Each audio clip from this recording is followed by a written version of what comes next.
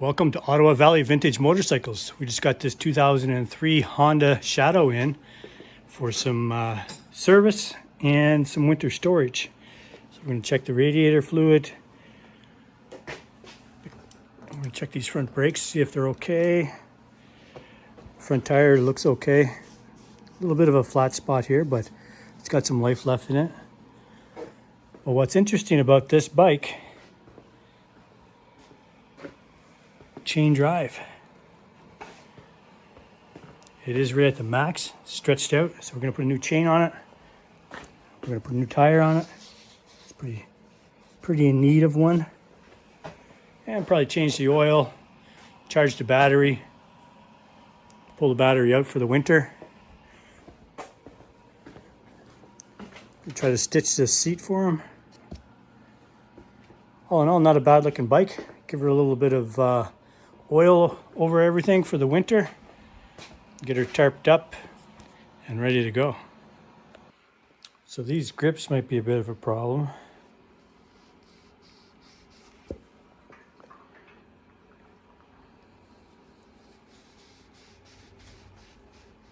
I have to do something about that.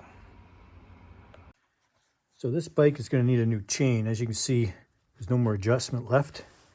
And I mean, it's not too bad right now, but you need a new chain. So we can start to bring the wheel back forward this way. So often you'll see what size they are stamped on the chain itself. I don't see anything on this one. And I know he just had he had the chain and sprockets changed. So the previous mechanic could have went with a 520 chain and sprocket set for performance, or he could have went with a 530 chain for something a little heavy duty. This is just a 750, so it's probably went with the stock 525. But in order to determine that, you can measure on the inside links here, right here. That's the inner part of the link. And we're going to determine if it's a 520, a 535, or a 520, 525, or a 530 chain by measuring across here. So I'm thinking it's going to be a 525, a stock chain, which would be 5/16. So it would be 312 thou between here and there. So let's take a reading and see. So I don't know if you can see that, but it's in fact 312 thou. So it is a 525 chain. So we'll order him a new chain. We'll get that put on. The sprocket teeth look good. They're not, none are broken. It's not bent over. So we'll just get a nice chain for him. Okay, so I got this rear end up on a race stand, so we can rotate the rear wheel. I'm gonna have to remove this rear wheel because I'm gonna change the tire. But while I have it off, I'm gonna grease the axle and I'm gonna change the chain. So I'm gonna count the links because I need to order the chain for this. I've already determined it's a 525, but I need to count the links. I think it's, well, the spec calls for 122 links, but if that, I know that the sprockets were changed. So if the, if the gearing was changed, bigger or smaller teeth, it could have changed the amount of links on the chain. So I'm gonna just confirm how many we got here because we definitely need to do something about this. So I'm just gonna start here. I'm gonna make a mark. So I'll know when I get back to that link that I've counted them all. Okay, so this chain was riveted together. It doesn't have like a clip. So I just want to see how good these rivets are. Just gonna test this. Oh, nice and strong. That's good. Just looked like it was getting ready to pop off.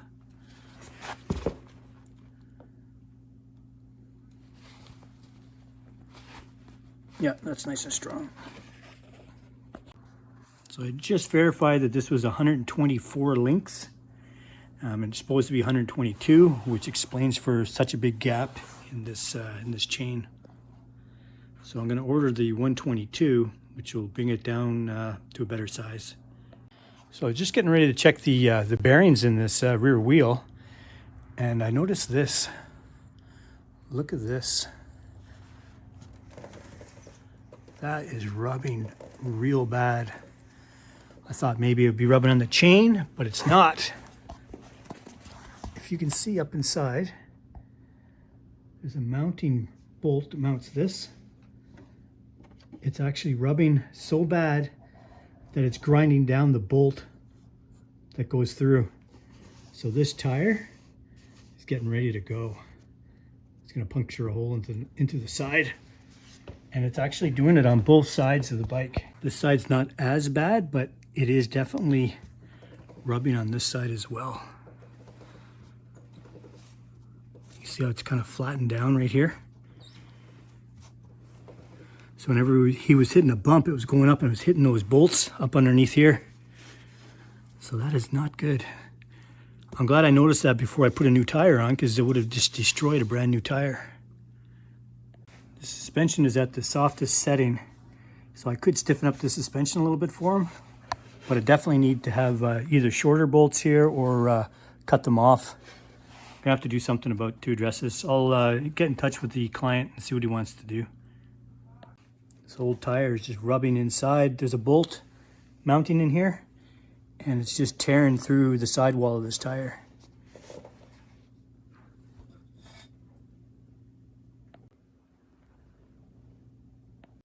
I'm going through this bike, and I noticed the bolts that go through here, they go through too far, they're too long.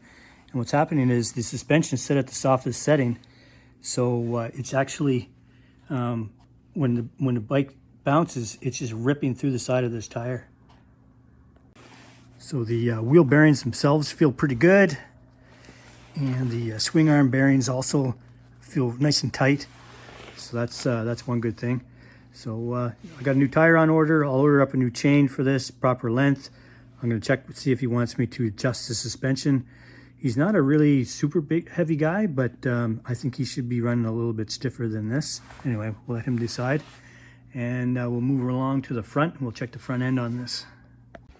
All right, so coming around to the front, getting ready to jack this up.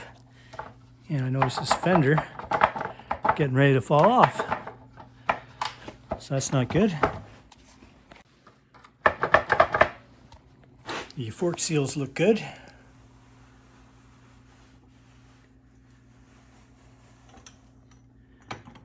I made it go up and down a few times and I'm not seeing any leaks. Okay, so I'm going to preload this suspension a little bit.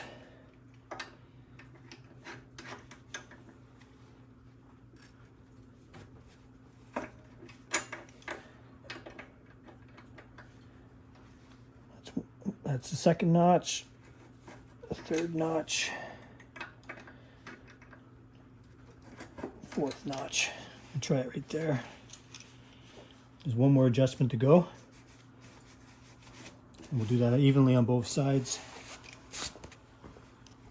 All right, so I just adjusted this side as well.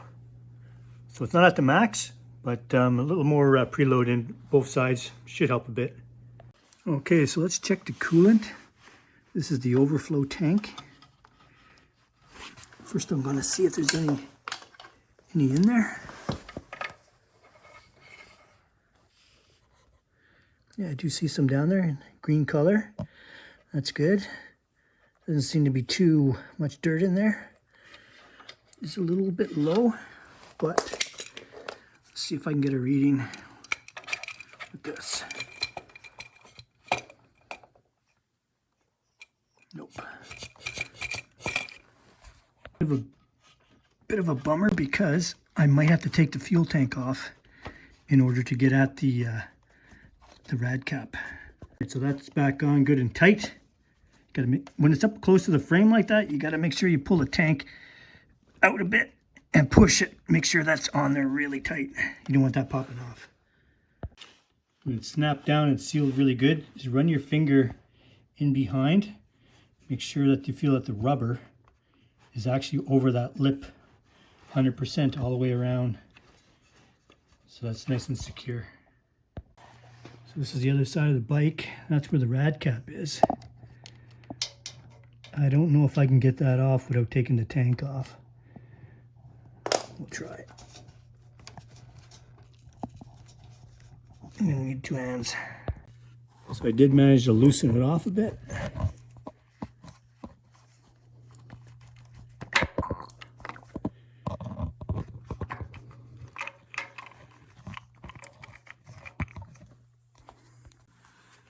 So I will have to remove the tank, or at least undo it and push it back a bit, because you see it goes in there with that spring. It's just not going to be able to come off enough for me to get a reading. Nice. Okay, let's give these wheel bearings, or sorry, steering head bearings a feel.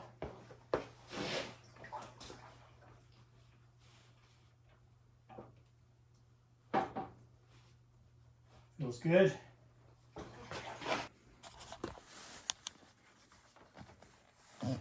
Not feeling any play. No side to side play. Yeah, she feels pretty stiff, pretty good. Fork seals seem good. There's no leaks. So we're gonna pull off this cover and have a look at the airbox. Looks like it's been out in the rain or something.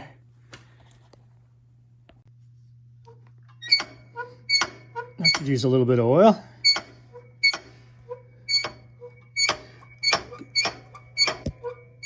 We'll get some oil on that. Put a little oil in there too. Clutch. Okay, so let's get this airbox off. Ooh, that was barely on there at all.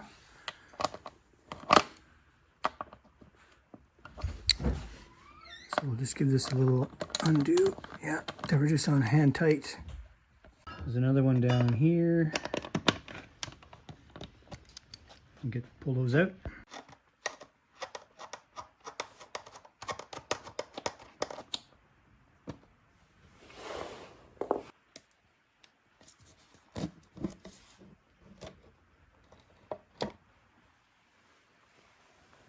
Doesn't look too bad. No mice.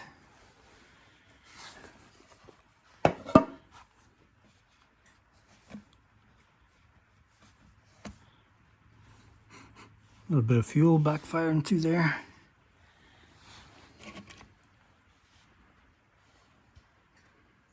Filter is a little dirty. I was going to try to just clean it, but I think I'm going to replace this. That's okay. I'll give this airbox a little clean out, and we'll get a new one of these on order for them. Definitely due for a new air filter. Okay, so let's get this seat off. Ooh, that was just on hand tight. Okay, so I got the bolts off here and here. I should be able to just pull that seat off. There we go. Set that there for a bit. And take a look under here. So often I see this. You see your positive terminal, all this wire and everything right down on top of it. There's a cap right there to oh, look at that. Look how loose that is. Oh my God. That's absolutely terrible. It's loose. Oh man. So we got a loose battery terminal and not protected, so it can arc, and some loose parts in here. Not good. Wire's not properly secured underneath this little tab. This is not secure. Loose battery terminal and not covered. Okay, so we'll loosen off this tank and pull it back a little bit so we can access the top of the rad cap. There's the seat. We're going to try to put a little patch in there for them. It's just a 12mm bolt.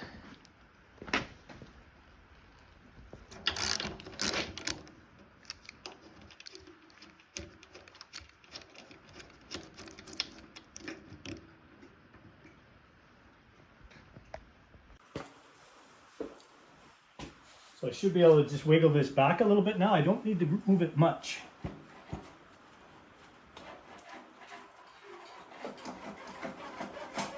There we go. Almost clear. There we go. There, I should be able to access the rad cap now. There, I got more space here now. Should be able to get that right out of there.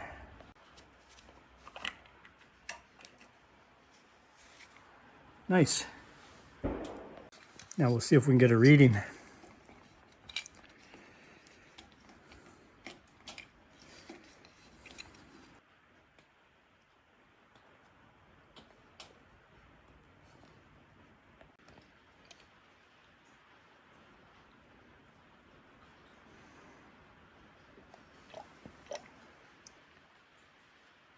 So we're good for about minus 25. Minus 20. Yeah, minus 20. So there we go, cap back in place, nice and tight, flush. And now I can put the tank back on. While this is pushed back, you see like a little bit of rust here and there. I'm just gonna spray her down a little bit because these are areas that are difficult to access. A little bit on the rubber there. We'll wipe that in.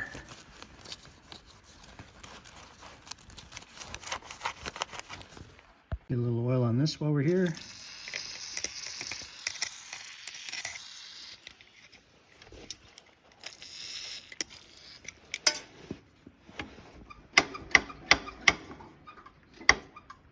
Already starting to sound better. A little oil back here. These linkages. And I got a little bit there. There. Okay, so I shimmied the tank back up into place.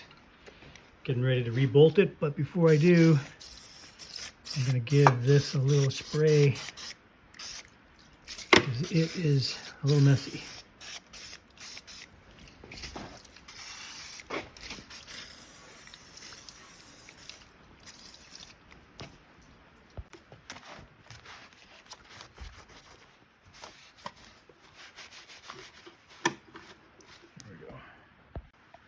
So that's all cleaned up a little bit. Get this bolt back down into place. Tighten that down. And I'm gonna pull this battery out for the winter, so we'll fix up this mess while we're at it.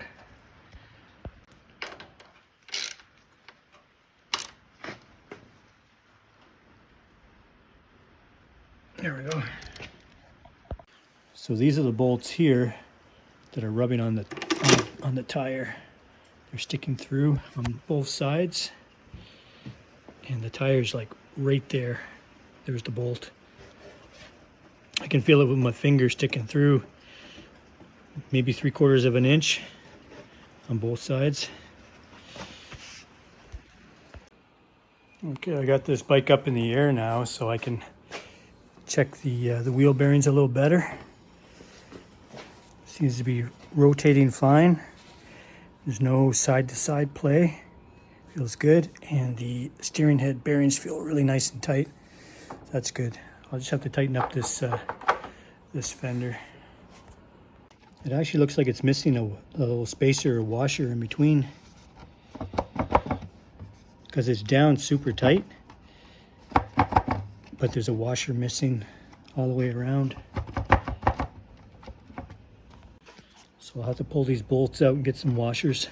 Little spacers, because you don't want the bolt going too far through and then it'll start hitting the tire like the rear one. So I got these bolts out, and you see how there's a little piece here. So that goes in the hole, and it can only go in so far. It sits flush against the fender. So if this goes in and you tighten it, you can only tighten it so much.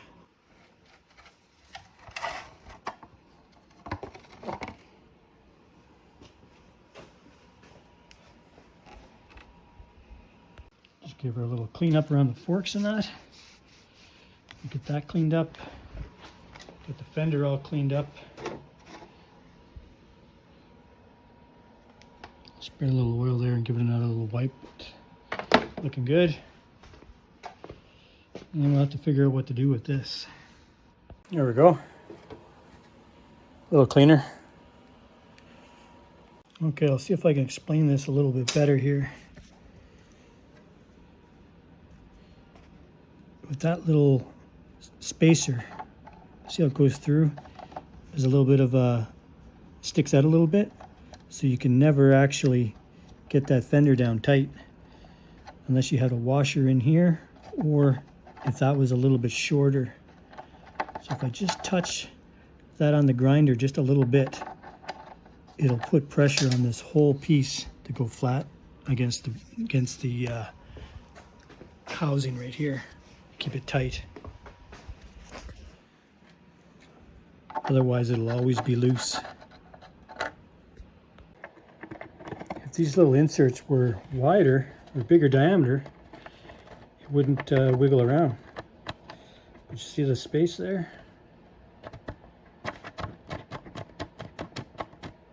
Needs to be tighter. Okay, so let's check these brake pads.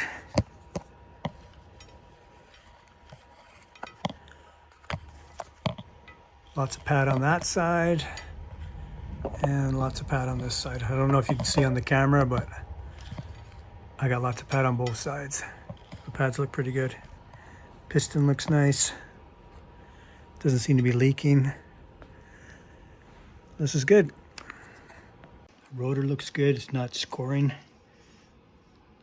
Looks all right. And the tire, looking for any cracks. Not seeing any cracks. Check both sides. I already checked the tread. Tread looks good.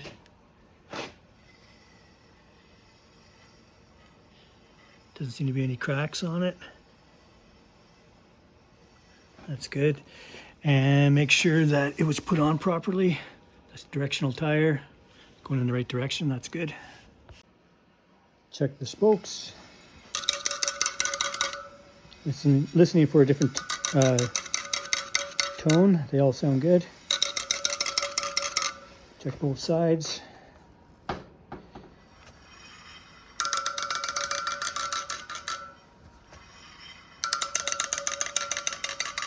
Sounds good.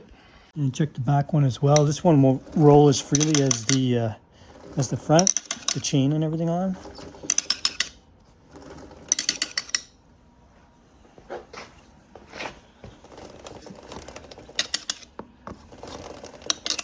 I'll have to do it a little better with off camera. Get the gist. Okay, so let's get this chain off. So just look for the master link. It's right there where they riveted it on. So I'm just going to grind off those rivet heads and then knock that out.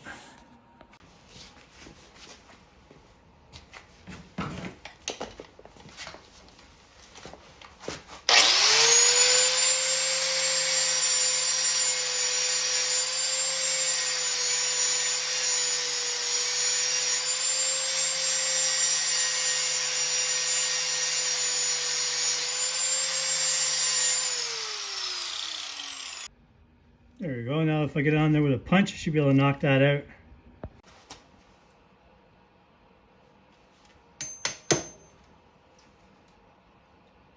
There we go. There we go. Knocked it out. It is an O-ring chain. I see these little O-rings.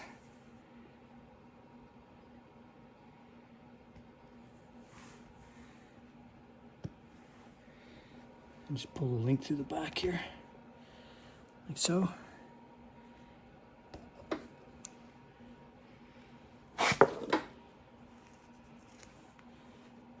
So what I'm going to do is attach the other chain to there just with a little piece of wire, and then I can pull the chain through and I won't have to take all these covers off.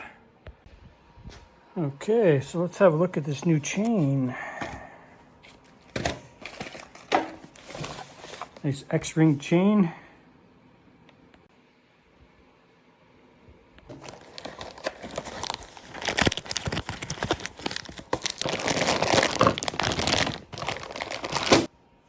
Comes with some lube. It's good.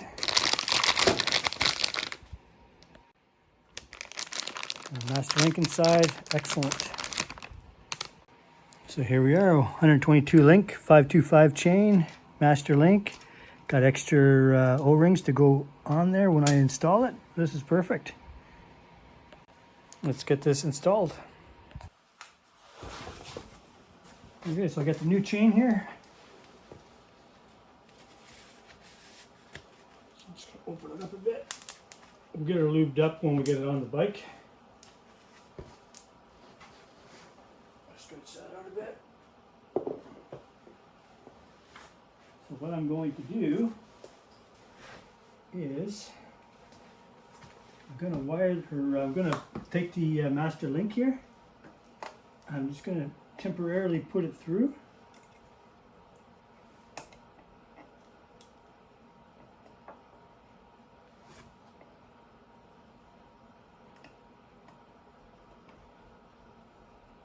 Like so.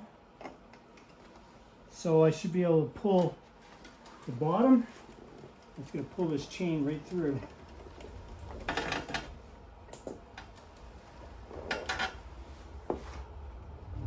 Like that, so I won't have to take off that cover. There we go. So there's the old chain out, the new chain on. Well, it's not hooked up yet, but we're going to have to actually take the wheel off because it's at the full adjustment here right now. And that's the whole idea of changing the chain. So it was loose, but that is going to do the trick. So we'll loosen off the wheel, pull it forward, put the master link in, oil up the chain, tighten her up, and we're good. Okay, so grab the head of the bolt on this side, or the axle I should say. Breaker bar here, a little pressure on the knee there so the bike doesn't tilt down. There we go.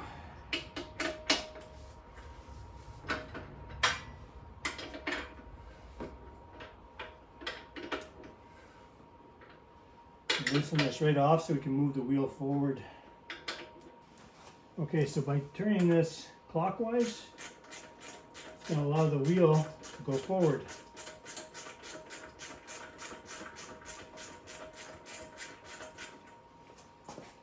I'm going to do this evenly on both sides. So I get the chain in close enough that I can do up the master link.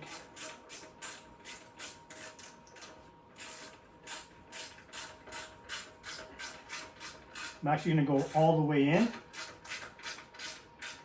hook it up, and then start pulling the wheel back. So you see here now I got it nice and close together. So I'll be able to put this master link in. I got to put the O-rings on it and then we'll clip it in place. Okay, so I got a couple O-rings on there. I'm going to put a little bit of oil on them.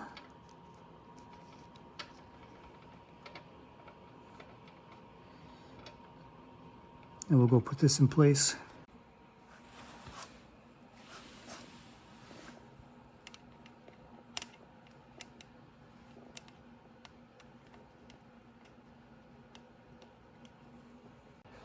All right, come around back here.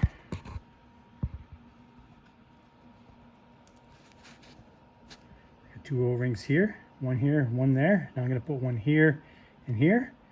And we'll put our plate and then our clip.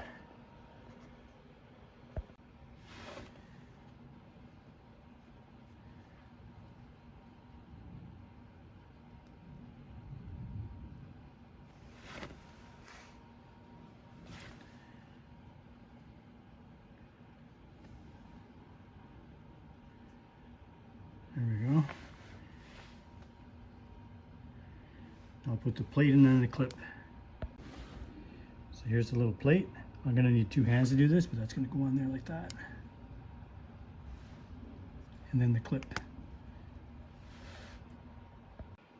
And then you snap your clip in like that.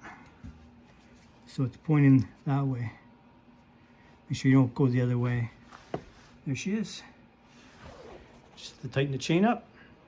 And good to go. So to tighten the chain up, just have to loosen this off. You can see the chain coming tight.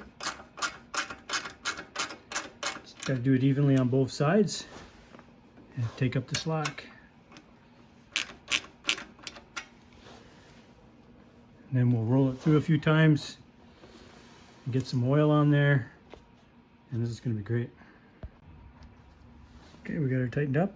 See lots more room here now for this axle to go back when this chain starts to stretch. There we go. Nice. There it is. Gold X-ring chain. 122 links, proper amount of links. Lots of room to bring the axle back. A little more like it, eh? Okay, so I got the new tire in. Okay, so I'm going to pull off this wheel assembly with the tire on. So I'm just going to loosen off the chain again now. I'll just take the chain, slip that off like so. That frees up the wheel now. I should be able to pull it past. Get the chain off. So we have to pull the drum out as we're going to go up a little bit higher. So we'll pull this back and pull the wheel out. So once the bike's jacked up in the air, now you got a lot more room to pull this off. That's just your brake hub. So we'll just pull that out and then get the wheel out of there. So because it's down like that, it's actually putting pressure on the brake. So you just gotta lift it up like this and you should be able to pull that out.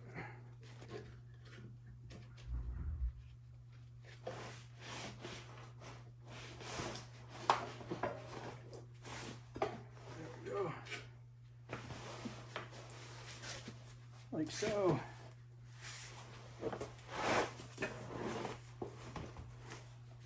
Let's put that back on so I don't lose it. And we'll check the drum brakes while we have that off. So the brake shoes do look good. This is good. And I checked the bearings. The bearings feel good. I checked them while they were on the bike to see if there's any lateral play, but they do turn no problem. That's good. So next I'm going to take the air out and then we'll break this bead and get the tire off and replaced.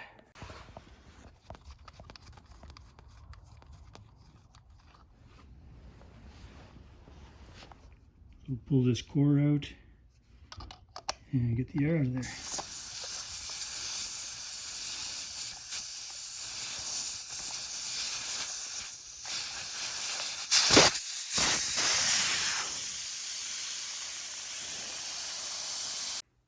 So we'll take a look at this Chris drive too while we're here.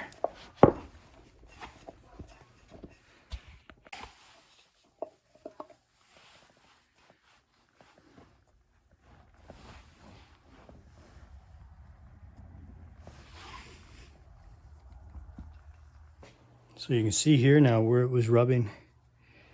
It's actually turning blue. It's heating up so much. Gouge is taken out of it.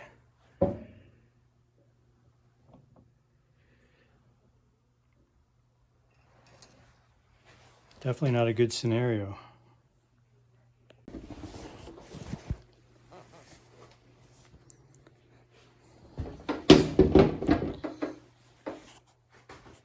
Both sides.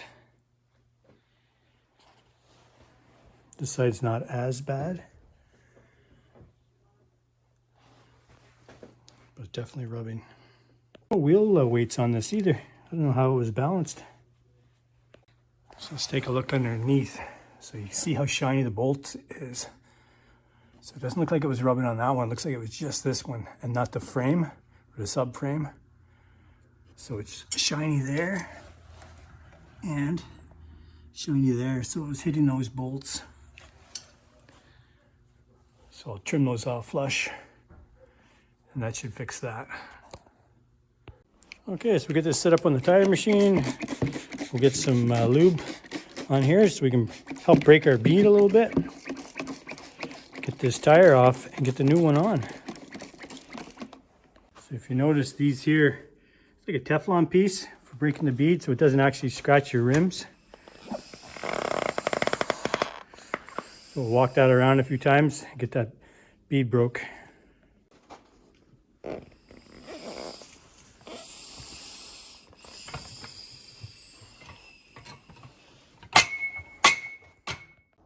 Okay, so we got it broken all the way around. Now we'll flip it around and do the other side. There, I flipped it over, a little bit of lube on there, and I got this side bead broken all the way around on this side as well. All right, so next up, we just lock this down in place. Got this bar here. It's got another Teflon piece here, so it doesn't scratch the wheel. I just put that in there while I was turning it over, just to make sure that it doesn't scratch. And you turn it 90 degrees, so that bar is up, and then we'll start to pull this forward, and we'll just spin that right off.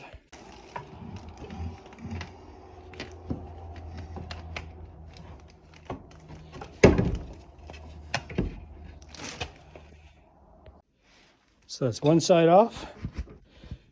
Now we got to get the bottom side off. But first I'm going to loosen off this tube valve stem and push that through so the tube's not in the way. I don't want to pinch it. So this tube is literally glued in place. I'm having so much trouble getting it out. It's literally glued in place. I have never seen anything like this.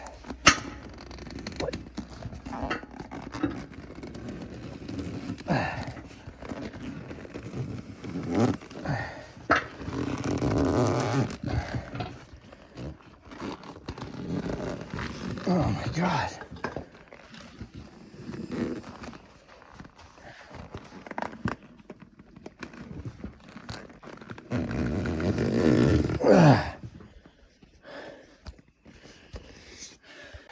Wow, that fought me, but I got it out. So now we'll peel the rest of this tire off. So it's just a matter of putting this rod back down underneath here, putting this bar back down, and then spinning this off.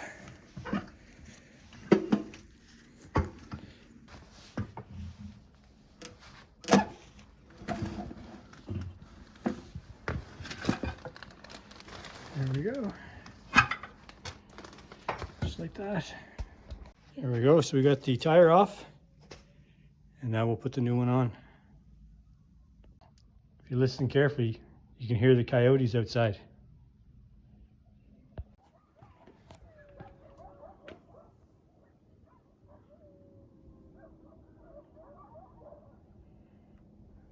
You can hear them out there. Okay, so I got my brand new tire here ready to go. Now this is a directional tire. So this is the side with the brake. So look for the arrow there. So the wheel runs this way, which is the right way. I got it all pre-greased up with special tire lube. So we'll try to slap this down. So there's usually a yellow dot on the tire that marks the lightest spot of the tire, which you would put where the valve stem is. And my valve stem is right there. So I don't see the yellow dot on this side. So it's probably underneath.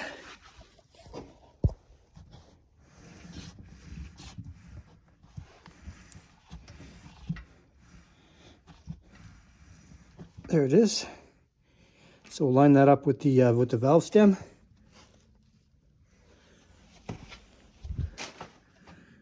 Where did it go? There it is there. Right there. My finger's right there. Perfect. So that's where we'll put it. I still got to put the tube in. I was able to just slam the first part down. So now we'll feed the tube in. We'll make sure our yellow dot is lined up, and we'll get some air in this. So the valve stem on this was facing, see how it goes one way or the other? It was facing towards the end with the with the brake. So I'm going to put it back on the same way in case the client likes to put air in on one side. So it'll be the same side that it was on before. There we go. I was able to fish that through. So I'm going to put our little nut on here now because I don't want this to slip back down inside. So we'll get that in down inside there so that can't slip out. Now we'll make sure that our yellow dot is in the same spot right there. So I need to move that a bit. Just move that over. All right, we got the tire on. Give her a little clean up here, get some of that soap, tire soap off. And we'll put the core back in and get some air in here and get her balanced. And we'll have to fix that part that was ripping into the other tire. We'll get this back on the bike. Looking good. Okay, I got the valve core back in. Just gonna blow out any brake dust. Woo-hoo. These drum brakes, they get a little brake dust.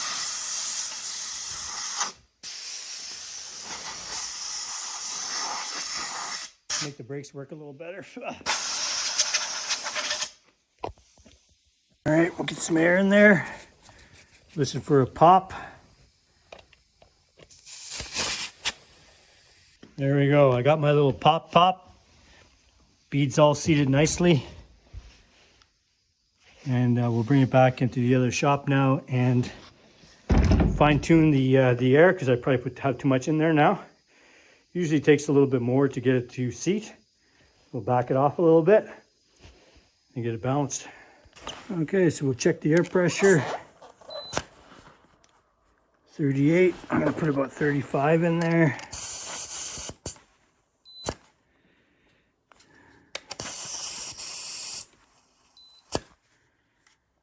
$37.5.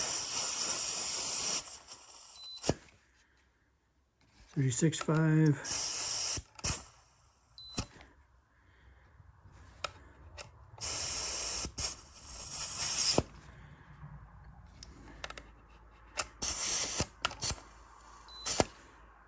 36. 35.5.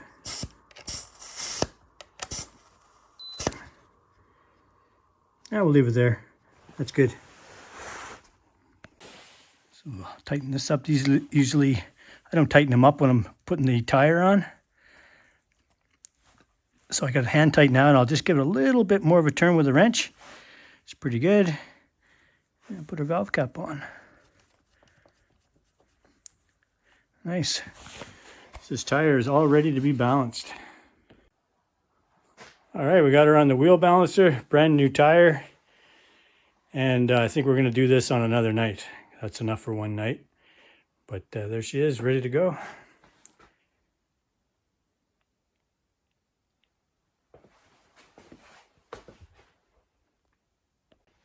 As you can see, that yellow dot right by the valve stem. So hopefully that'll help us with our balancing. So I had the dot stop here, here, and here.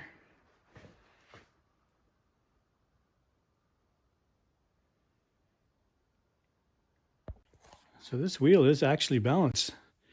I'm getting this dot stopping sporadically everywhere I push it, which means it's balanced. I'm going to clean some of this crap off the sprocket. You see how that cake's on there? I'm just gonna give it a little scrape. Get rid of all the crap that's on here. There we go, I got that all cleaned off. All that crap that was on there. Gave the wheel a little bit of a clean up. It's looking pretty good.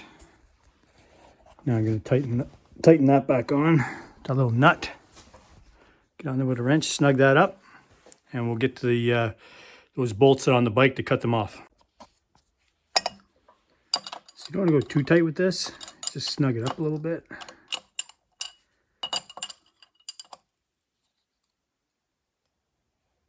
There we go.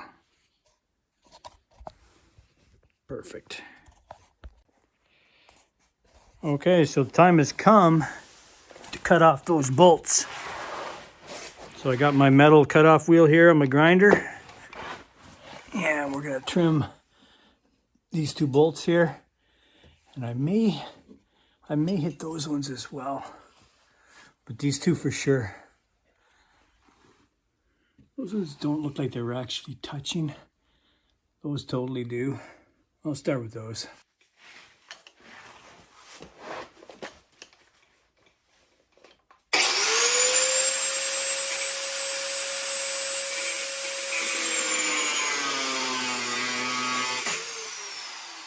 That's one.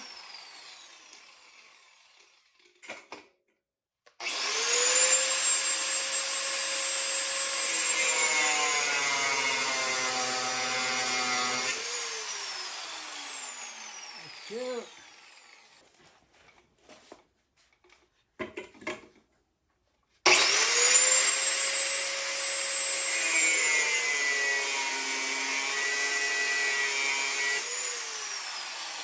Three.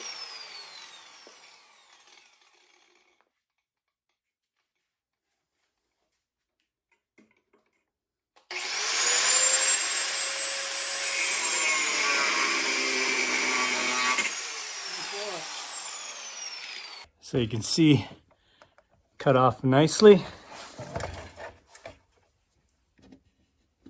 Cut all four of them. So there's no chance of the tire hitting now. All right, so let's get that wheel back on here now.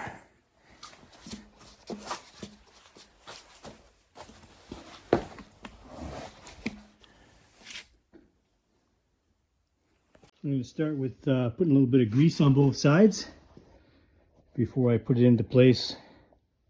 There we go, lots of grease on both sides. Ready to go in place. So I got the spacer in place with a bit of grease. I got this axle all greased up, ready to go. It was dry as a bone. So now let's get this slipped into place. So the way I like to do it is get everything greased up in place, start the axle off, put your spacers in, get the chain on, put that spacer in, but then I take a screwdriver and I just hold that into place like that. So as I start tapping on this, pushing it in, it'll eventually push that screwdriver out like there's nothing really holding it, and it'll keep my spacer from falling.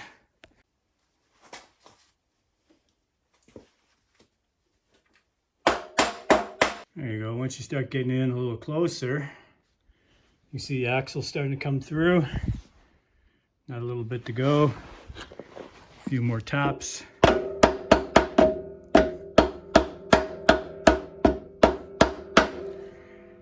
Coming out there.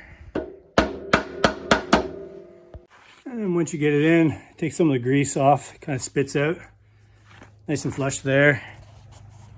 Looking pretty good here. Put your washer on. And then your nut. Don't go too tight with this because we need to adjust the chain now. You see how loose the chain is right now. We got to take that up a little bit. And of course, once we get this torqued down to proper spec, we'll tighten up our brakes, a little pressure on them. Because right now I just got them back right off because I had this rod off. Okay, rear axle is supposed to be torqued to 65 foot-pounds. So I got my torque wrench set, 65 foot-pounds. We'll get this torqued down and then we'll get her down off the jack and check the tension on the chain. And sometimes when it's suspended like this, you might have a different tension than what you need. Right now, I'm to spec right now, but when it goes down on the wheels, it might make that too tight. I might have to back it off. So we'll see. Okay, so I got my torque wrench set, 65 foot-pounds. Gonna get a wrench on this side here. Keep the axle from spinning. And we'll crank this up.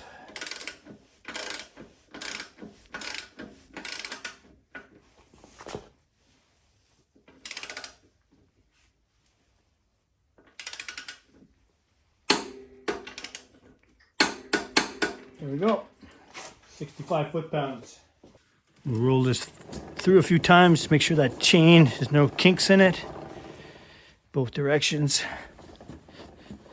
Wheel feels good. Now we'll start working on this rear brake. Get some tension on there and see how it feels. Might actually have to take it for a test ride to inspect this properly. But anyway, we'll try her out. See how she's working. I know I'm gonna have to go a lot tighter than that because I had some of the bolt was sticking out here. So we'll work on adjusting that here now. The way I like to do it is rotate the wheel a little bit and start tightening this until I start to feel a little bit of drag, and then back it off a bit.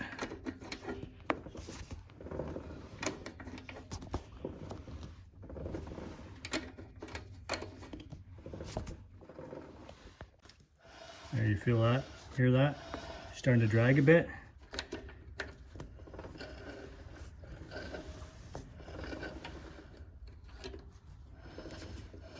We'll start with that. We'll try that and see how that works.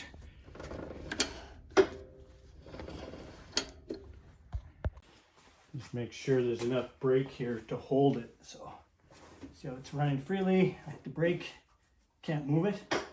You want to hit the brake and have nothing. So it's definitely working. It's all about fine-tuning the feel here now.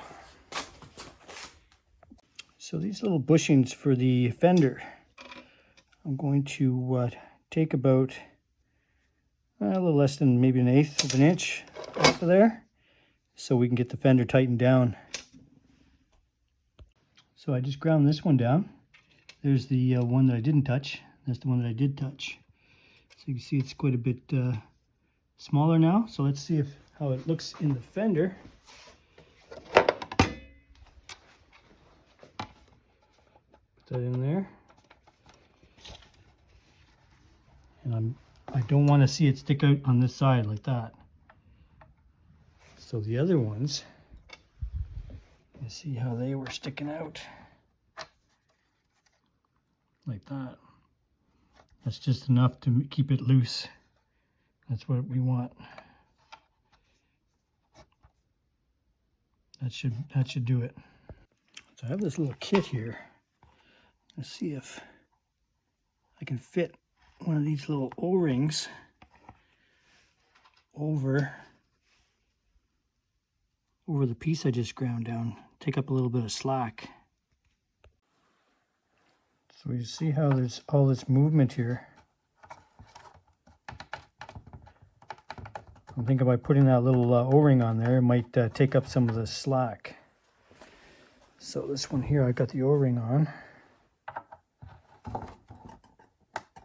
Nice and tight. I'm going to try that. Okay, so I just slipped the fender on. And I got my modified bushing in there with the O-ring. Haven't snugged them up yet, but I got them all roughly in place. So let's see if we can tighten this down.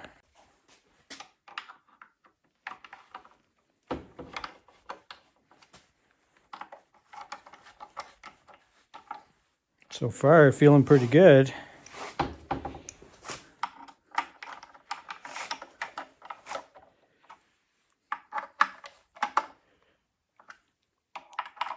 We'll get on there with our ratchet and snug it up.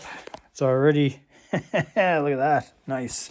Okay, so I just tightened that up with the ratchet fender. It's not rubbing anywhere.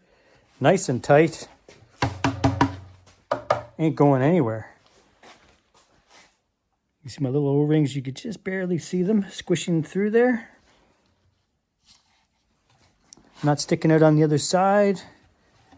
Modified bushing, looking good. Nice. And fix the rubbing problem. Okay, so next up on this bike, I'm going to do an oil change and filter change, putting 100% synthetic oil in it. And yeah, so we got her up on the hoist here, make it a little easier for us to access the oil filter. It's kind of in the back on this bike. If you see back here, right there, and then the drain plug is right there. So there's not a lot of clearance under here for an oil pan.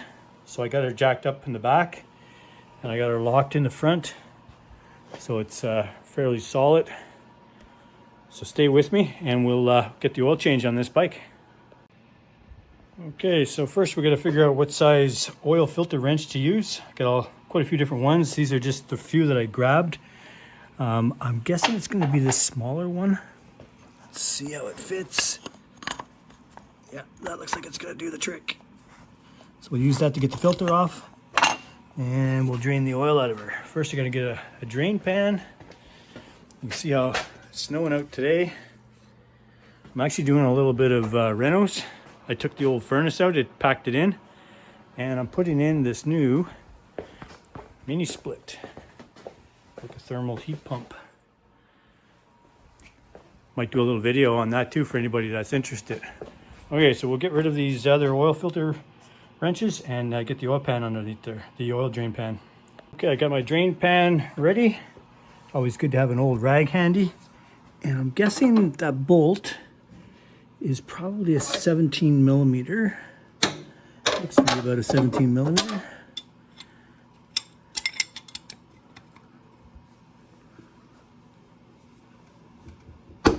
There we go. Okay, we'll loosen that off. Make sure our pan isn't underneath there, and we'll let that drain.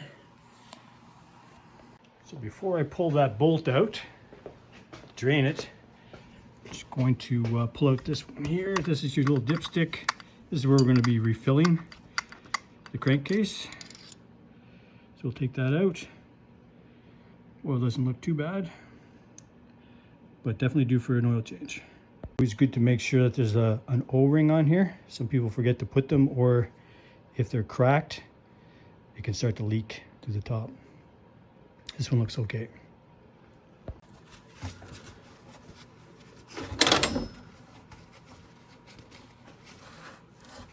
Not super good access here, but we'll get her.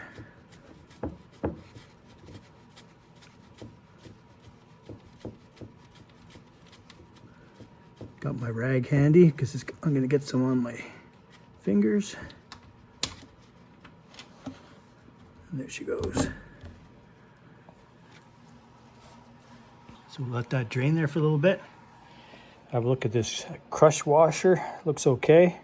I don't think we'll need a new one on that. Often these are magnetic to pick up any filings in the bottom of the motor.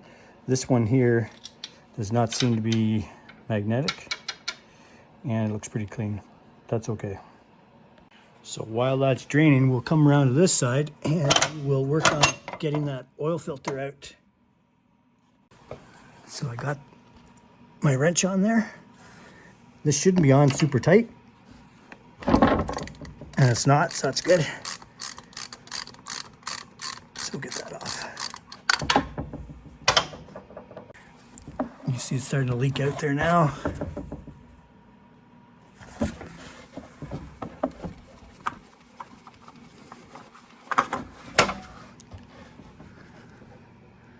Here we go.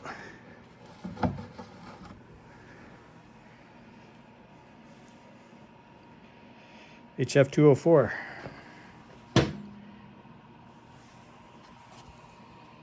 Got him a high flow filter, HF204. Perfect. Just a little tip, always make sure that the little rubber O-ring here on the filter came off with the filter and is not attached to the motor side. I've seen that happen on a few bikes that come in here that were leaking, because you can't double up those O-rings, so it will leak. So it's always a good idea just to, I always wipe these clean anyways before I put a new one on. So it's a good practice to get into, make sure that there's no O-ring on there.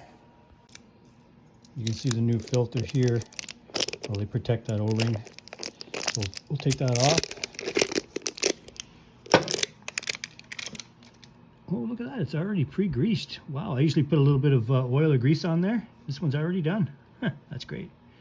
So I'm gonna put a little bit of oil in there, not much because it is a side mount filter. So I'll just put a little bit in there, and then when it fires up, there'll be oil going through the system right away. So I've got her cleaned up in there a little bit.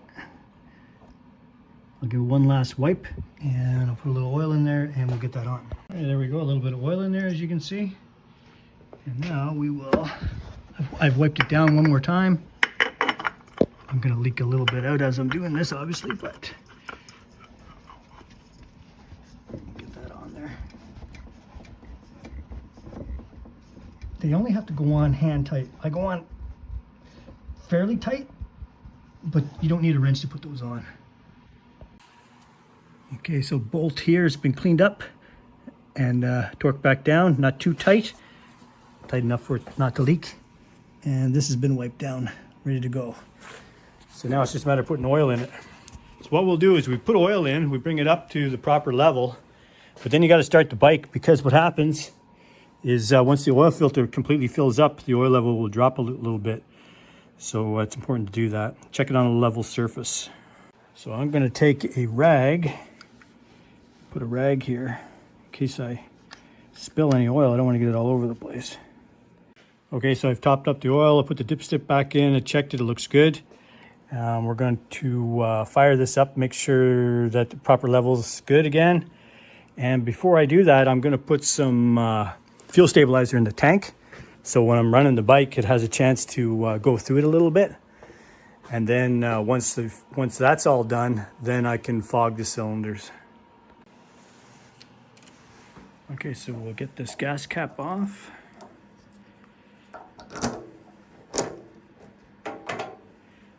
And we'll fog the tank with some stabilizer. While I have this off, we'll just give that a little spray. And right here too, sometimes these start to rust. Put some oil on that. Put the cap back on. It's back on. We'll give her a little shot in here. So I haven't received the new air filter yet, but I'm going to go ahead and clean this air box. So it's just a matter of putting it in, which is the easy part.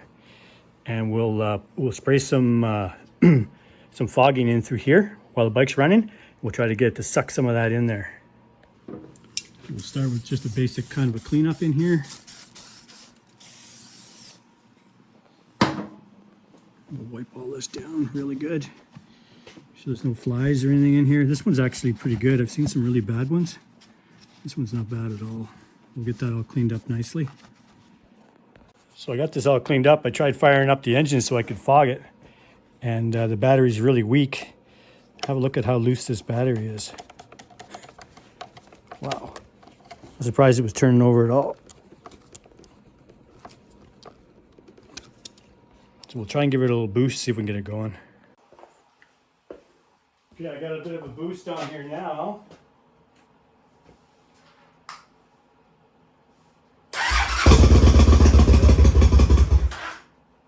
A little gargle out of her.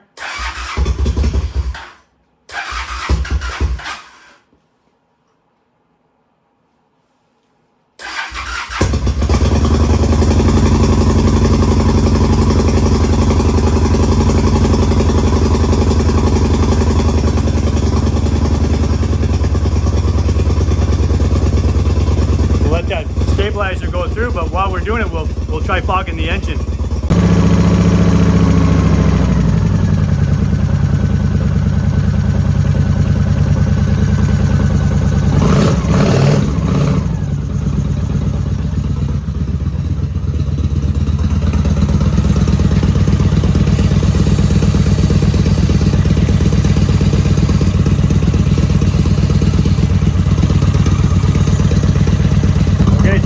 Turn the fuel off.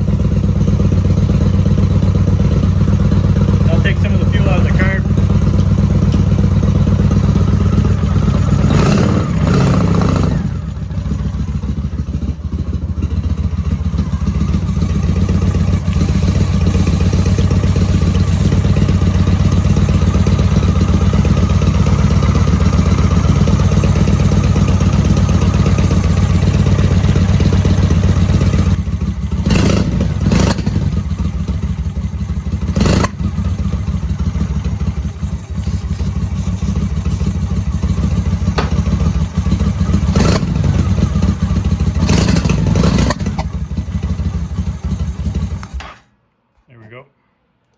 We'll give that a little cleanup, and we're going to put some fresh plugs in it and a little bit of oil down in the cylinders.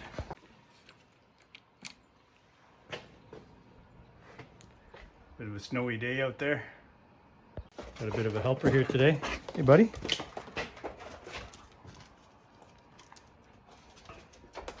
What do you got? Got a stick? Okay, so we do have new plugs for this.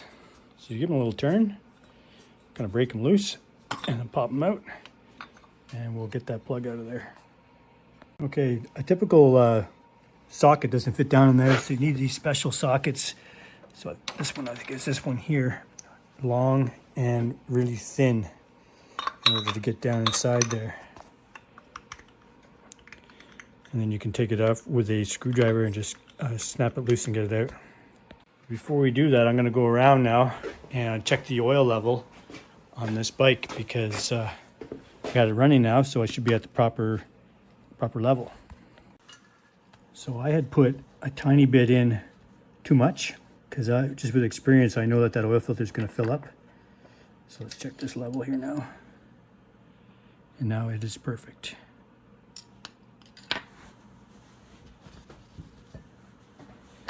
Put that back on.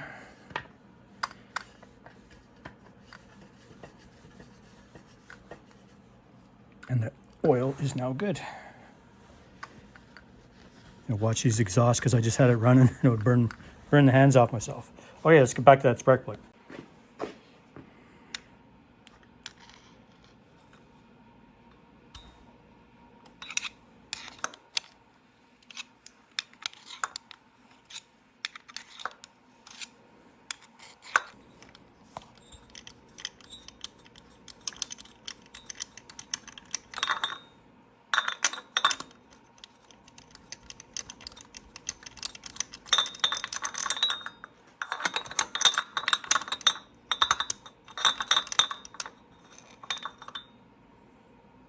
There it is.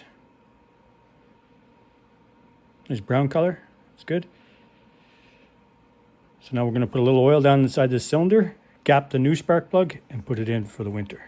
Now we'll verify that the right spark plug was in the bike. DPR8EA9.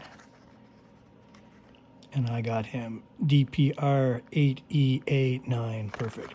These are the ones that are supposed to be in it, and it had the right ones in it. So, okay, so we'll open these up, get them gapped, and get them installed. Okay, so we'll come around to this side of the bike, and we're going to pull out this plug. A little less room, so sometimes they're a little harder to get at. So just try to give it a little twist first to break it free. Get a good grip of it. Now make sure you don't pull on the wire here like this. You want to pull back here like that. There we go. And now we'll get that spark plug out.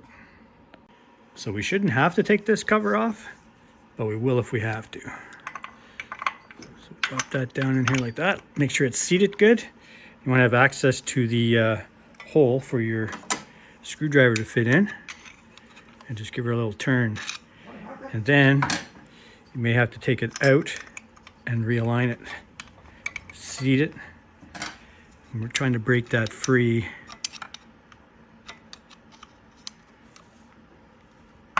There we go. Let's see if we can turn it. If not, we'll give it one more rotation. Put it in there. And free it up. There we go. I still can't quite turn it by hand. So I might have to do this a few times until I can eventually spin it out of there by hand. I do have another one that has a hex here for a ratchet, for a socket. I just have it over in my other shop right now, so I'm going to try to see if I can get this done here like this. Save me from going over there. It's a problem with two shops, having tools in both places. But this is going to do the trick. So I'm going to check the color on this spark plug, make sure that it's a nice brown color, and we'll check the gap on it as well. There we go. Doesn't look too bad. Nice chocolate brown color. Good. We'll check the gap, and then we'll get some new spark plugs for it. So this is a nice little tool for checking the plugs.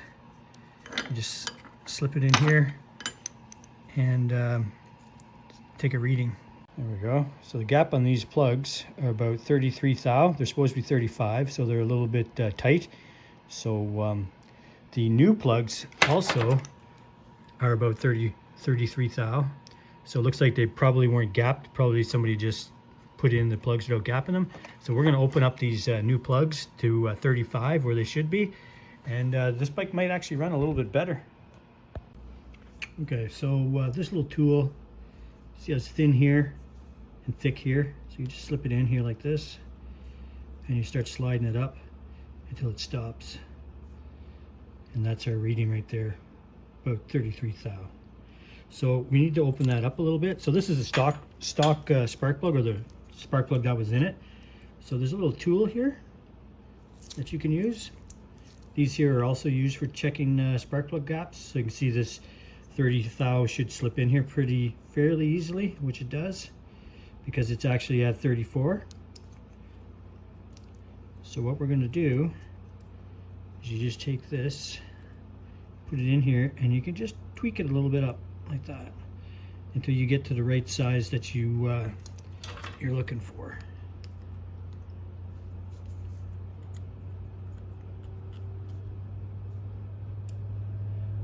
See, I'm right at just about 35 there now. I'm going to tweak it another little bit.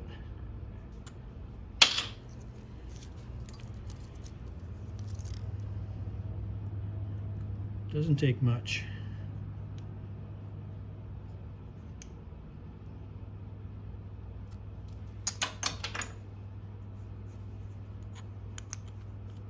Sometimes you go too far, like I did there. I'm up around 36 now, so I need to push it back down.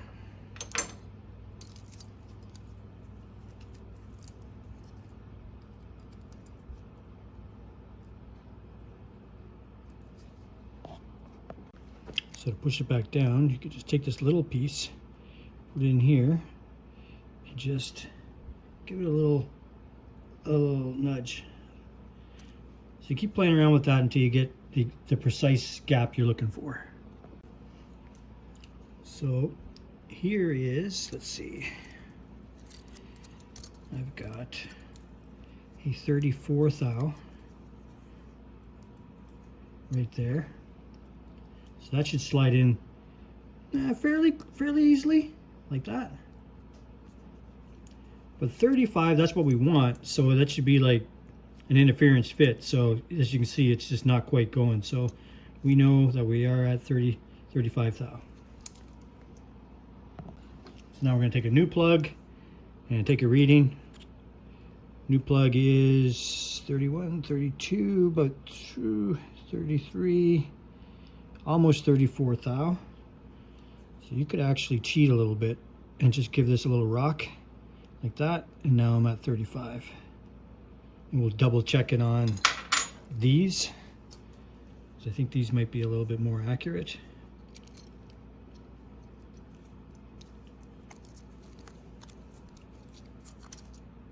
There's my 34 again. Slides in nicely. And there's my 35 right there. I'm feeling some resistance, so that's good. So that's 35 thou. So I played around with these. I got both of them set right at 35 thou. So now we're going to put a little oil in the cylinders and put these in. Okay, I got some clean motor oil here. Go right down into the spark plug hole. And just give her a little job. Not too much. There we go.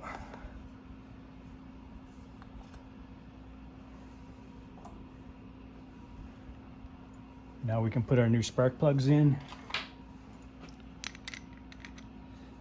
So the cylinder will be nicely lubricated for the winter. Because they're steel rings. You don't want them seizing onto the sleeves. They're steel also.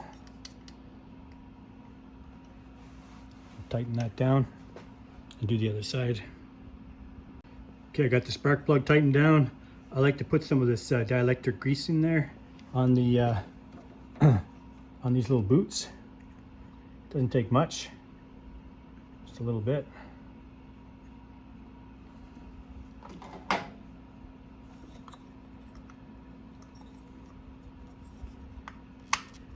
Make sure that's a nice solid grip. Feels good. Now we'll do the other side. Other side, a little bit of oil.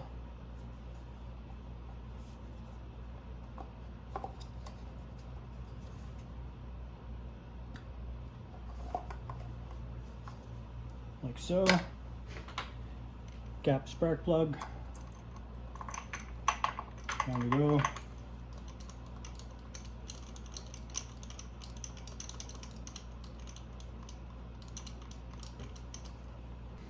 Okay, I got the spark plug tightened down. Put a little bit of grease on this one as well.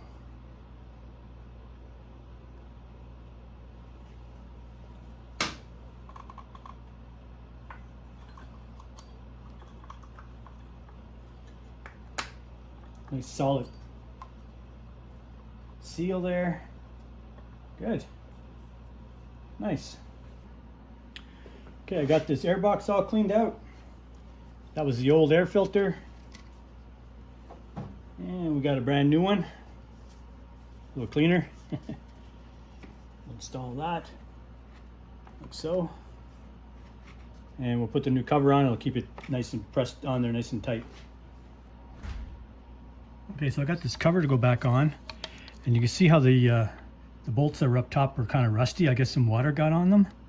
So what I'm going to do is switch these bolts for the bottom bolts and just give that a little clean up with some oil before I put it back on. You can see how they're kind of rusty just from the old bolts. So we'll give her a little shot. Oh, my can's gone. Have to get a new can.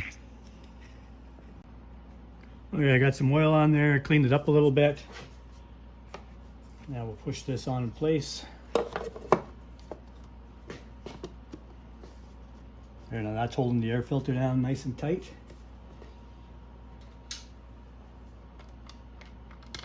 Get these bolts in.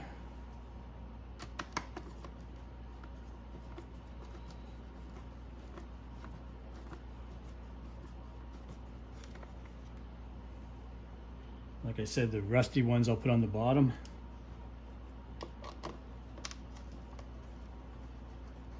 I'll give them a little squirt of oil too.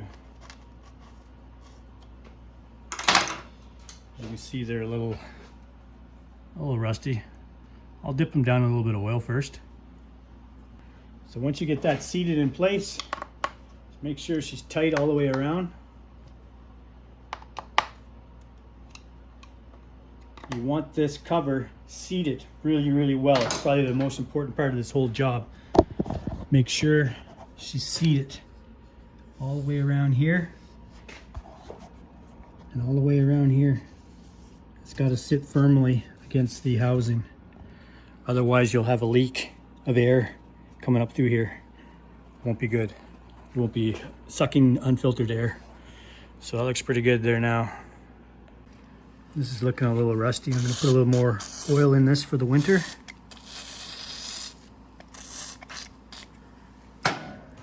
Work that in a little bit.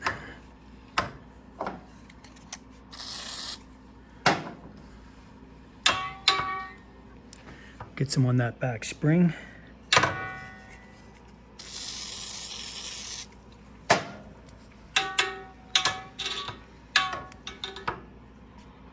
We'll check these. Get some oil in there.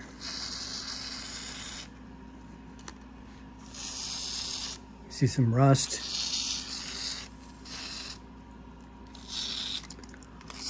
All the little parts that swivel.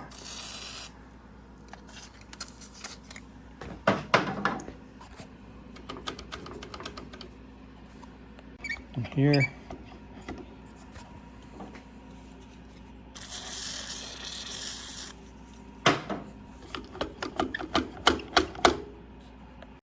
Check this side. We'll get some oil in there too.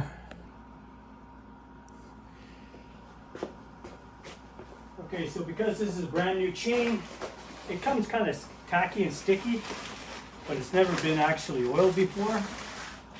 So we're gonna oil it really good. So I'm gonna put down a little bit of cardboard because I'm gonna be spilling some oil.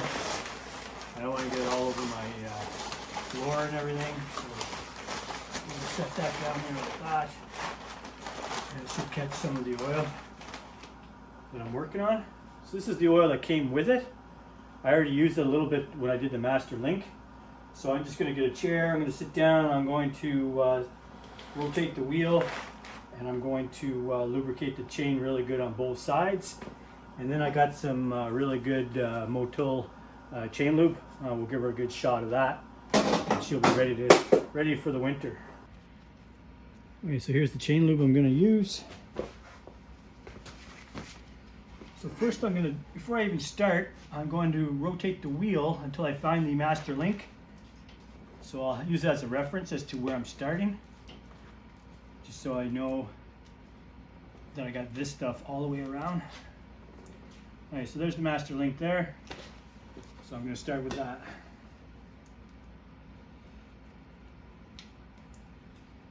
We'll get some oil in there.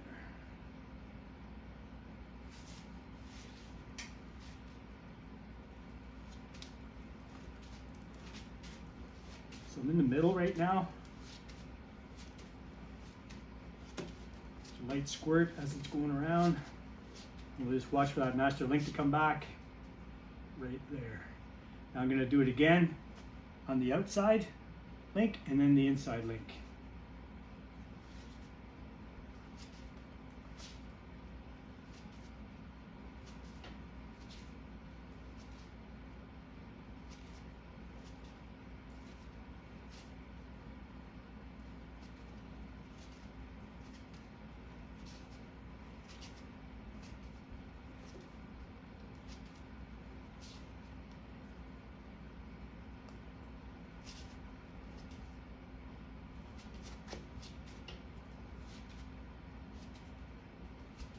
There's the master link again.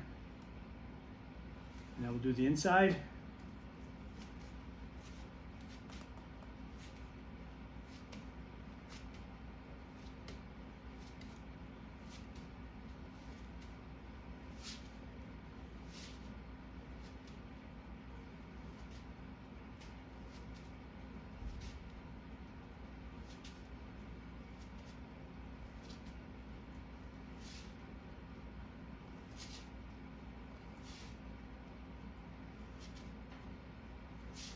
Getting low on oil, almost done. There we go. Got a little bit left. So what I'm going to do is just, I'll start on the master link here. I don't even know if I'll make it all the way around, but I'm going to go on the inside of the chain right here, right in the middle, just to finish off the lube.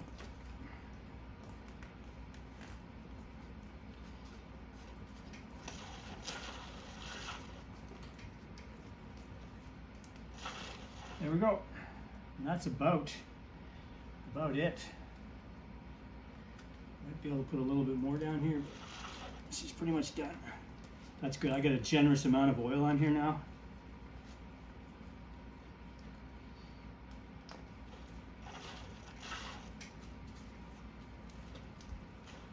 There we go. She's done.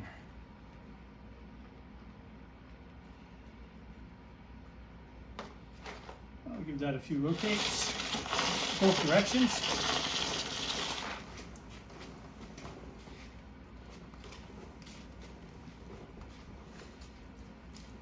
Bring the master link back up. Now I'm going to put on my Motul.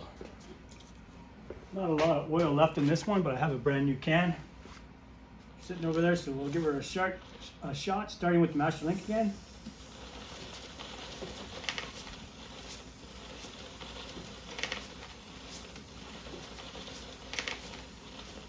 There's the link, and I'll do the same for underneath, starting at the master link.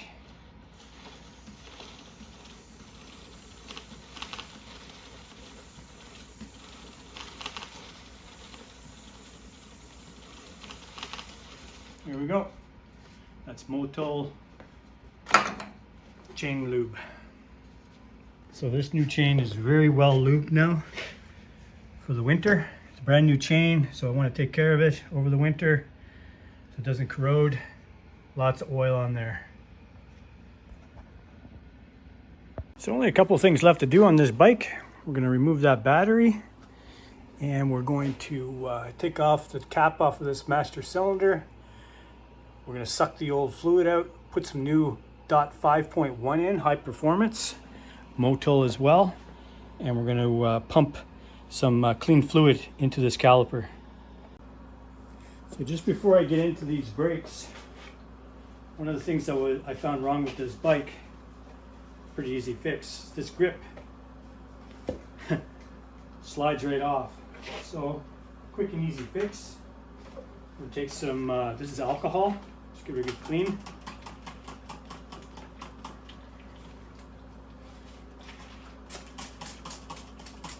Clean it up a little bit.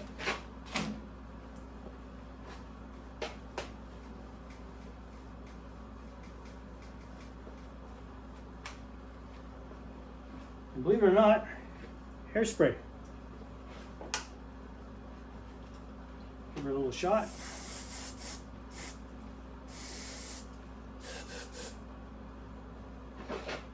Slip this back on. There we go, and just let that sit and dry, and it'll seal it right up. We'll come back and check on it afterwards. Okay, so now we're going to try and get these screws out. It doesn't look like they're rounded out, so there shouldn't be too much trouble, but there is a bit of rust on that one.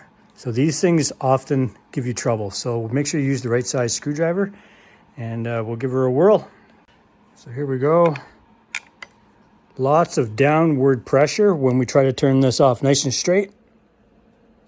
There we go. That's one. Don't loosen that one off all the way yet. Crack this one first. And once again, lots of downward pressure and turn. So it looks like this is going to come off pretty good. Any rust on these threads when we pull them out, we're going to have to put some oil on there. You can see they are a little rusty. Of course, we want to be able to take these back off again sometime.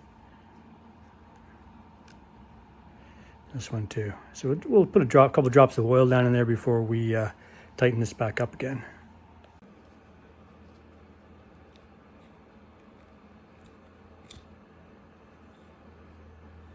Looking good so far. Set that down.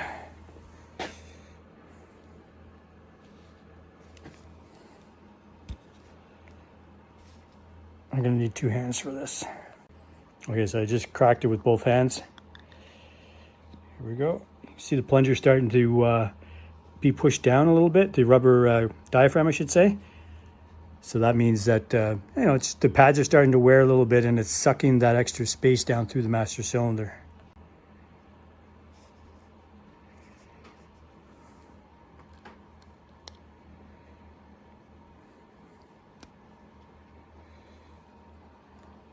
Okay, that fluid looks bad. Didn't look too bad through the sight glass, but wow. It's a good thing I'm doing this. This is looking real bad. Let's see if we can get a better look at that. Look at that. Maybe some water got in there. I don't know. It's very, very badly corroded. So we definitely have to get that out of there. Oddly enough, it doesn't look too bad from this side, but I guess now that I'm seeing through it with the light, yeah, it is pretty nasty. We'll get that out of there and get it all cleaned up and get some new stuff in.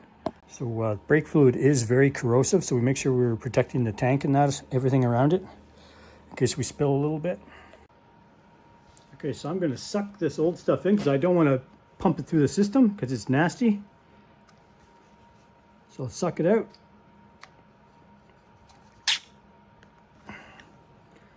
Like so, and we'll put that down into our dirty drum container.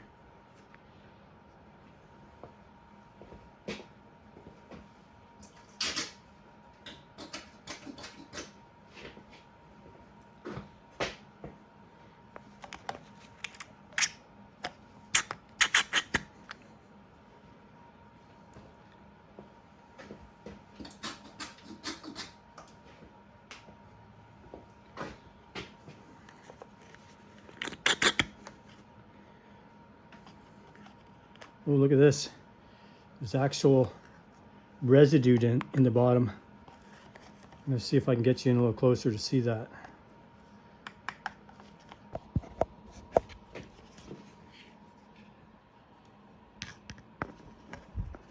See, there's like sludge in here. Yeah, it's just not good at all.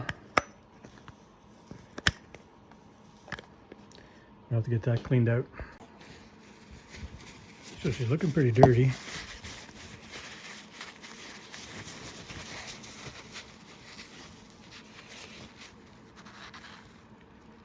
Look at that.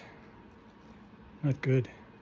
So I got a little screwdriver and I'm pushing down on this rag, this paper towel, and I'm really getting into every little corner to try to clean all this stuff out. Like even that sight glass, it was just plugged up. There's a little cap that's supposed to go on there, was just kind of sitting off to itself. So I'm gonna have to put that back in as well. I just cleaned it up a little bit.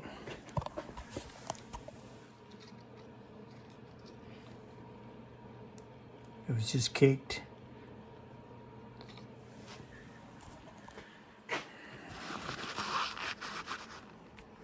There we go. So we got that cleaned up pretty good. So now we'll get some fresh fluid in there and start pumping it through.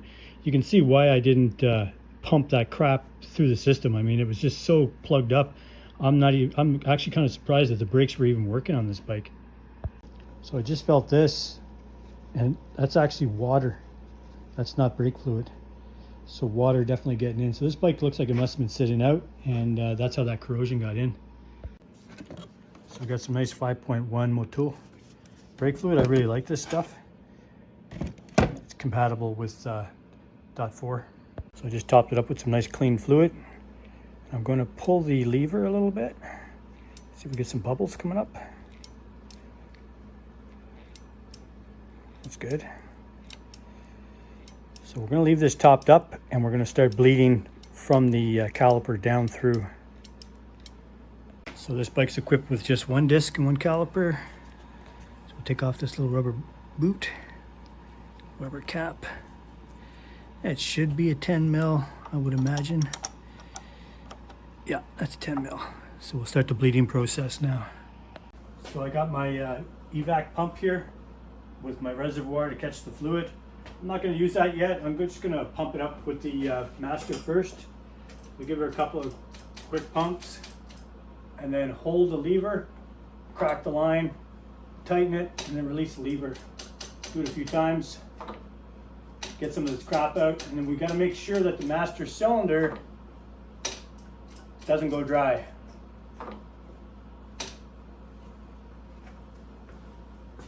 Let's check the master.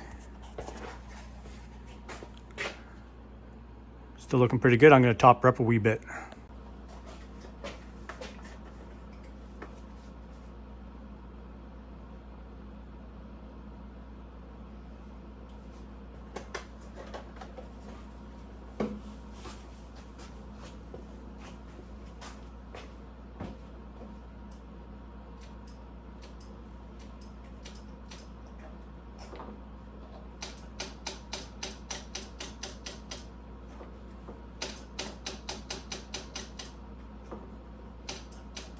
So you can see the color of the stuff coming through those clear lines is pretty dark. That's the old crap in the lines. So we're going to keep doing this until we get clean fluid coming through. And as you can see, I just blew my my line off. That's okay, we'll just put that back on, but I'm going to make sure that I didn't spill any on. You can see how nasty the stuff is that's coming out of it. So we'll make sure that we didn't spill any. We'll give her a little clean up here. So you can see the stuff that's coming out. Pretty dirty. So that's the crap that was inside the line and inside the caliper. So this is good that we're giving this a good flush.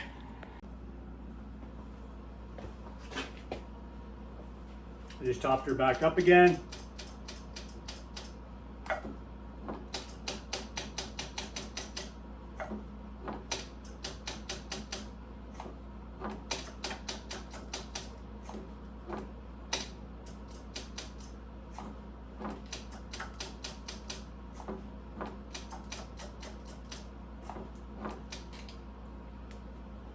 we'll keep checking the master cylinder, making sure that we don't go dry.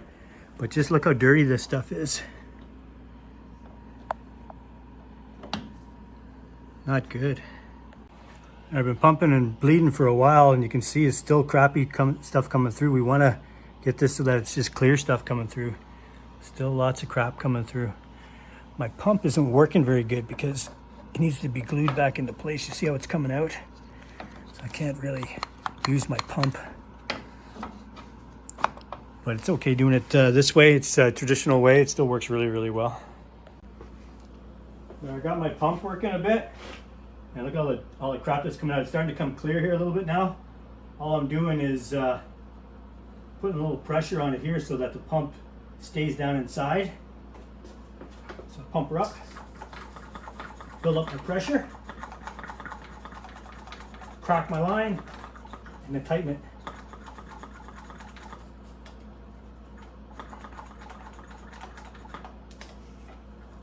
There we go. Some nice clear stuff coming through here now. So it's just clear fluid coming through there now. So now I can take the bike down. And I'll turn the handlebars to the left, and I'll be able to top this up a bit more and put the rubber plunger in and tighten everything down. So that's all the dirt that was in the caliper and the brake line. You can see kind of it's layered. You can see the clean stuff coming through at the top and all the dirt on the bottom. It's going to make a substantial difference in the braking. See, after I dump this out, the dirt at the bottom, it's kind of hard to see. Hang on, I'll see if I can zoom this in a bit. There, you see the particles?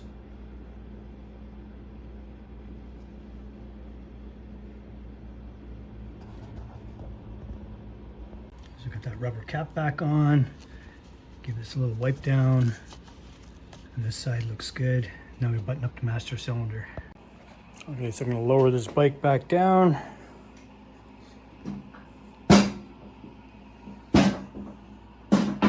Whoa! So that's why I keep a little rag here in case I do get a little spill. It protects all the paint and everything. So I'm going to lightly put this cap back on, like I said, and then get this bike down off the hoist because I can't turn the wheel sideways on this stand. And then we'll top it up right to the highest level. Put the rubber boot back in, rubber diaphragm, and put the cap back on. So there's the rubber diaphragm in place. Now we'll put this in place, and then we'll just lightly put the cap on. Like I said, I'm going to put a little bit of oil down inside these little screw holes, just to make sure the next time we go to do this, we can take those bolts out real easily.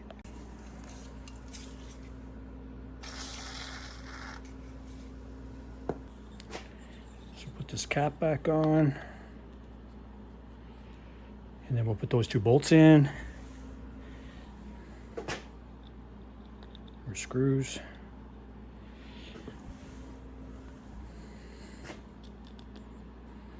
And we're just going to snug them up because we can put some more fluid in this.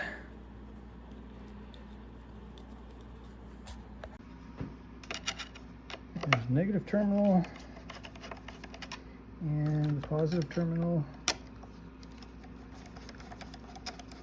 I'll pull the positive out first, and then we'll get the negative out of there. Okay, I got both leads off. When I go to put this back in, I'll strap this down.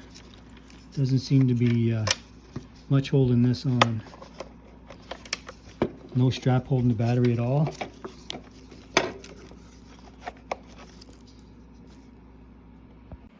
So it looks like to remove this battery, it's sitting down inside of a housing. It looks like it's gonna have to come off here and here and then lift the battery out with the whole housing. I'll give that a try. Looks like maybe an 8mm bolt.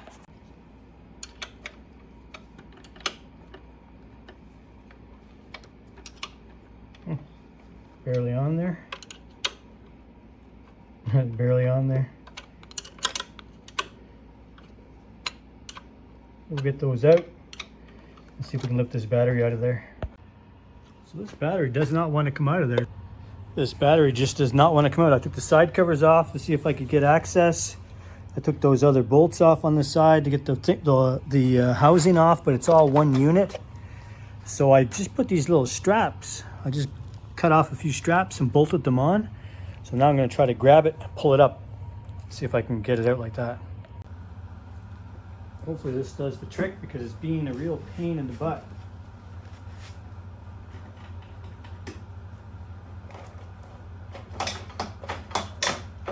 There we go. My God, that was in there. It was a super tight fit. So I'll put those bolts back in. And my little trick worked. Just a couple straps. So I'll take these straps off. I'll put this battery on charge. And then we'll bring it in the house for the winter. Okay, so here's the battery for the one I'm working on. This one here I was charging earlier. Fully charged. So I will take this one out. And we'll charge this one up. Positive. And negative.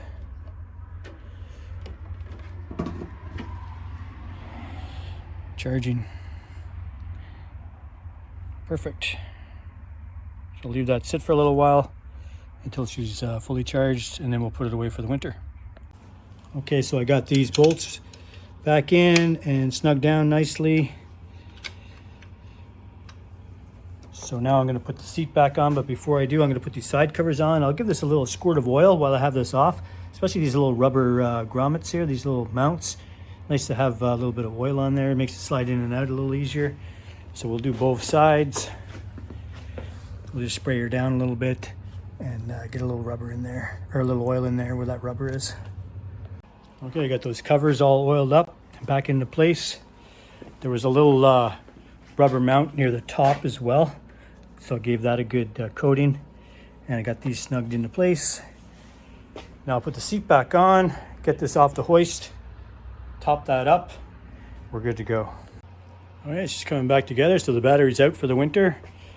Antifreeze all topped up, ready to go. Just got to finish off those brakes, top them up a wee bit, but they've been bled. New tire, chain, everything's been gone through. Bike's looking good. There was a small repair we did on the seat here, had a hole in it. We couldn't stitch it because the material was just too thin and it was just breaking away. So we just put a little patch there. Just looks a little better than it did. And new air filter. All oiled up, rear tire balanced, greased axle, brakes adjusted in the back. So we're gonna tuck this away for the winter, spray it down with some more oil and put a cover over it, and it'll be good for the winter. So now I have her off the hoist, and you can see how I leveled out. You see the fluid is level with that line. So now I can top up a little more fluid.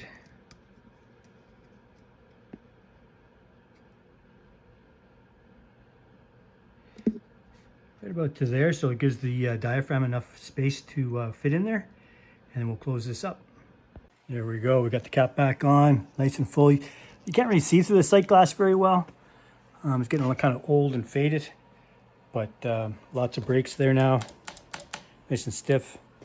So we'll spray this down with a bit more oil and put it away. So here it is, getting ready to go into the barn for storage. Got a nice cover to go on it. Just going to spray it down really, really good. There she is, the Black Widow. Honda Shadow 750. Nice little bike. Well, thanks for watching Ottawa Valley Vintage Motorcycles. Hope you enjoyed this episode. Giving this bike a little winter tidy up. Get it ready for the spring. So if you like this content, please like and subscribe. Help me grow my channel. I really appreciate it. Thanks for watching.